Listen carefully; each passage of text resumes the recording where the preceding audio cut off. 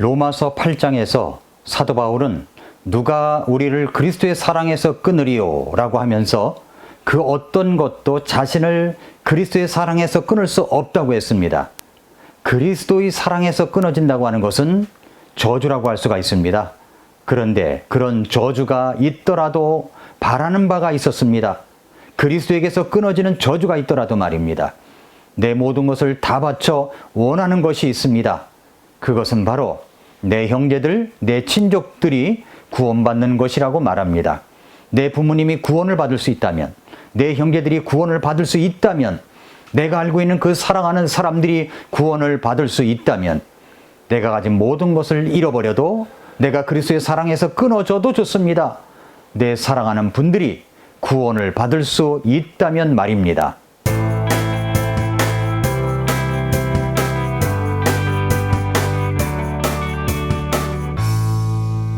미라클 모닝 애청자 여러분, 안녕하십니까? 미국에 몰틴이라고 하는 이름의 미술작품 수집상이 있었습니다. 여러 해 전 그가 유럽 스페인에 날아가서 여러 작품을 한꺼번에 구입하게 되었습니다. 그 중에는 피카소의 아주 이름난 값비싼 작품 한 점도 끼어 있었다고 합니다. 그런데 마침 그때가 이 수집상의 결혼 기념일이어서 2주간의 크루즈 선상 유럽 여행을 하고 조금 늦게 도착해 보니까 피카소의 작품만 실종되어 있었습니다. 배달 경로에서 착오가 있었거나 도난당했다고 판단한 그는 전 유럽 우편 시스템을 접촉하여 찾았지만 찾을 길이 없었습니다. 그런데 10여 년이 지난 후에 그는 잃어버렸던 작품을 우연히 그의 집 창고에서 발견하게 됐습니다. 다시 추적해 본 결과 그가 그 작품은 특별히 잘 배달해 달라는 부탁을 했기에 일반 우편 경로가 아닌 특별 미술품 우송 통로로 배달했는데 이 그림을 팔았던 사람은 그 기간에 심장마비로 세상을 떠나서 그에게 특별 배달을 확인하지 못했던 것이었습니다. 그런데 이 작품을 접수한 자기 창고 관리인이 새로 고용된 사람이었는데 너무 그림 같지 않은 그림이 하나 눈에 띄니까 피카소의 그림이 이해되지 않는 사람들에게는 그렇게 보이겠죠? 이 배달된 그림을, 피카소 그림을 창고 한 구석에 처박아 놓았던 것입니다. 이 주인은 일반 우편 시스템으로 배달된 작품만을 추적했던 것이었죠. 그래서 그가 찾고 있었던 작품은 10여 년이 지나 그의 집 한 구석에서 발견되었고 찾았습니다. 그 집안에서 잃어버려뒀던 것을 말입니다. 누가복음 15장 8절부터 10절 말씀의 잃어버린 드라크마라는 내용이 나오죠.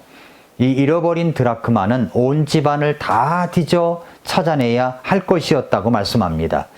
그 이유는 한 드라크마는 예수님 당시에 노동자의 하루 품삯이었는데 당시 유대인들은 결혼할 때 딸이 얼마나 귀한가를 깨닫게 하기 위해서 장가드는 남편이나 남편의 아버지 편에서 신부의 아버지에게 신부를 데려오는 값을 지불하게 하는 풍습이 있었습니다.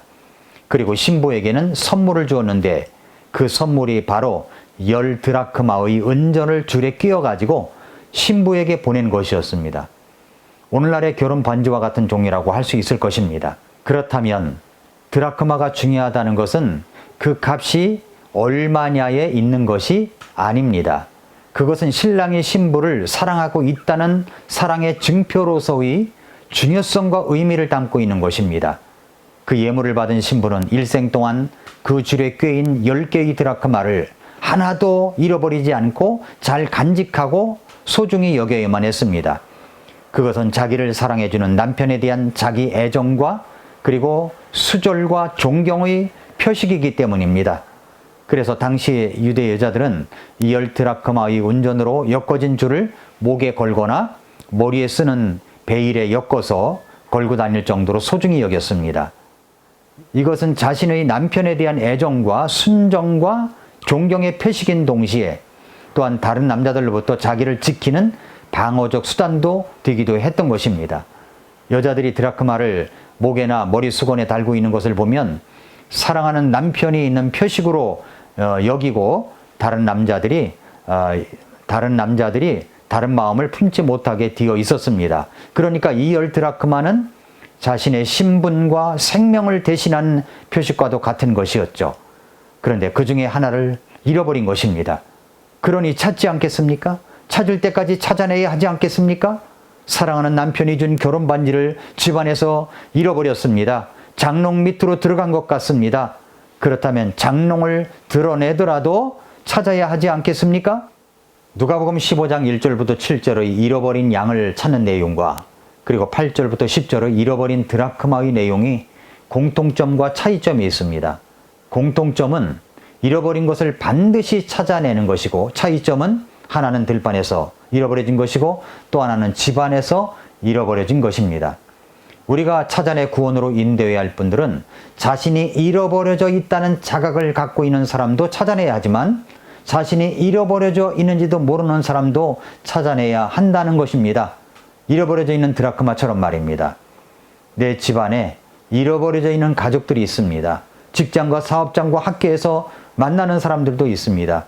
이분들이 예수님을 만나 구원을 받을 수 있도록 우리는 날마다 긴장의 끈을 놓지 않고 최선의 노력을 기울여야 할 것입니다. 로마서 9장은 사도 바울의 민족을 향한 간절함이 묻어나 있는 장입니다. 9장 1, 2절은 이렇게 말씀합니다. 내가 그리스도 안에서 진실을 말하고 거짓말을 하지 아니하노라. 내 양심도 성령님 안에서 나에 대해 증언하거니와 내게는 마음속에 큰 근심이 있고 계속해서 슬픔이 있노라 라고 했습니다. 사도 바울 안에 들어있는 간절한 소원, 바람이 있었죠. 그래서 그는 진실을 말하고 거짓말이 아니라고 말합니다. 가식적인 것이 아닙니다. 진심입니다. 그러면서 자기 양심도 외적으로 일하시는 성령님 안에서 나에 대해 증언할 수 있다고 말합니다. 그것은 그 마음속에 큰 근심 덩어리로 계속해서 슬픔을 동반하고 있었던 것입니다. 그것이 무엇입니까? 3절입니다. 3절에 육체에 따른 내 형제들, 내 친족들을 위해서라면 차라리 내 자신이 그리스도로부터 저주받기를 바랄 수도 있으리니 라고 했습니다. 무슨 말입니까?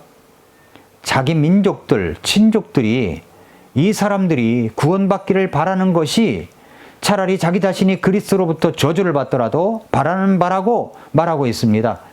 사도 바울은 이방인들에게 복음을 전하는 사명으로 지금까지 살아가고 있었습니다. 그럼에도 불구하고 동족들의 구원, 내 형제들의 구원, 내 친족들의 구원이 늘 마음의 큰 근심덩어리로 짓눌러대는 슬픔으로 뭉쳐져 있었습니다. 방금 로마서 8장에서 사도 바울은 누가 우리를 그리스도의 사랑에서 끊으리요? 그 어떤 것도 자신을 그리스도의 사랑에서 끊을 수 없다고 했습니다.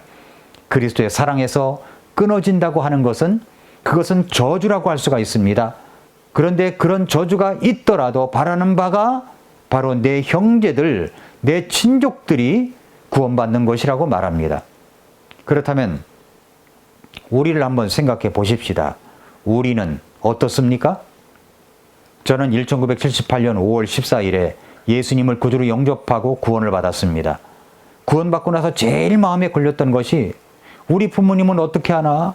내 동생들은 어떻게 하나? 였습니다. 아버지와 어머니, 내 동생들은 어떻게 하지? 이것이 제 마음에 제일 걸렸습니다. 그러나 대처성 출신이었던 저희 아버지는 불교에 심취한 분으로서 제가 교회에 나가는 것을 핍박했던 분이었습니다. 그야말로 몽둥이로 때려 죽일 태세였습니다. 한 집안의 신이 둘이면 집안이 망한다고 생각하신 것 같습니다. 그런 핍박을 피해 다니며 저는 나의 생명이시여 구원이신 예수님을 더욱더 믿고 따라갔습니다. 1978년 그 어느 달인가 그때 일주일에 특별 새벽 기도회가 있었습니다. 그때 저는 고등학생이었지만 아침에 일찍 학교를 가야 하지만 등교할 시간보다 더 일찍 일어나 새벽 4시쯤에 일어나 거리가 4, 5km 넘는 교회를 뛰어서 교회를 갔고 날마다 새벽 기도를 했습니다. 제목은 하나였습니다. 내 아버지, 내 어머니를 구원해 주세요. 내 동생들 구원해 주세요. 내 친구들도 구원해 주세요. 그렇게 기도를 했습니다. 그렇게 간절할 수가 없었습니다. 어느 날인가 새벽에 일어나니까 비가 온 뒤였습니다. 시골길 비포장이라 군데군데 파인 곳엔 물이 고여 있었습니다. 희미하게 군데군데 켜있는 가로등의 불빛을 향하여 걸어가면 웅덩이가 보여서 피해 걸어갈 수가 있었습니다. 그러나 가로등을 등지고 걸어가면 웅덩이가 보이지 않아가지고 빠지곤 했습니다. 그때 주신 깨달음을 지금도 잊지 못합니다. 빛을 향하여 나아가면 내 앞에 있는 웅덩이 같은 장애물을 볼 수 있어서 피할 수가 있지만 빛을 등지고 걸어가면 어둠 속이라 웅덩이라는 시험을 피할 수가 없겠구나. 아, 주님, 빛 대신 주님을 향하여 제가 날마다 걸어가는 제가 될 수 있도록 도와주세요. 이렇게 기도하면서 새벽 기도를 갔던 적이 있습니다. 그렇게 기도했던 적이 있습니다. 저는 기도하고 또 기도했습니다. 우리 아버지, 어머니, 내 동생들은 그냥 구원에 관해서 잃어버려도 될 분들이 아니었습니다. 반드시 찾아내어 구원받아야 될 분들이었습니다. 찾을 때까지 찾아야 될 분들이었습니다.